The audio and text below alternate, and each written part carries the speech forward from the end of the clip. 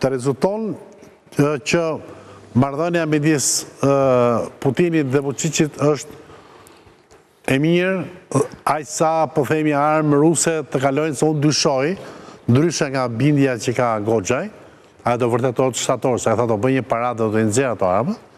Unë dyshoj që ka S-400 ruse, mund të ketë aeroplanet Rafale francez, të cilët i akorduar me Macronin për aeroplanet shumë të rrezikshëm të gjeneratës fundit, paka shumë të pesës, pra se to është një armatim shumë cilësor. Por marrëdhënia politike e Putinit me Vučićin, cila është që dyshimi i arsyeshëm se mund të jenë dhe armë ruse të mund të bjerë ose të forcohet?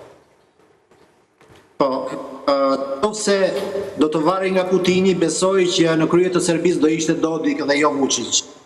Vučić është një figurë që në Rusi tashmë nuk shihet mirë dhe kjo është pak që mund të them që nuk shihet mirë. Për të satën herë shërbimi sekret rus dhe Narishkin kanë deklaruar, Goxha ka shumë të drejtë kur tha që pikërisht sot Narishkin deklaroi që Serbia vazhdon të dërgojë armë në Kiev nëpërmjet vendeve të NATO-s, domethënë duke ia shitur atyre.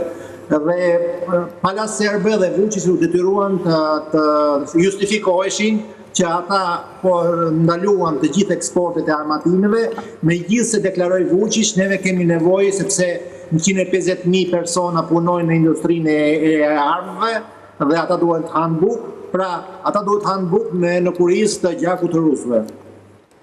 Pra, do më thënë, marrëdhënia e për ne është lajm i mirë, kjo është lajm shumë i mirë, që marrëdhënia midis Rusisë dhe Serbisë, pra e Putinit me Vučićin përkatësisht nuk është ajo që neve dëshojmë që është. Jo, lajmet mes Rusisë dhe Serbisë, po lajmet marrëdhëniet e këqija janë mes Kremlinit dhe Vučićit. Po pra mirë, po ai është tani presidenti aty, ai është Serbia tani.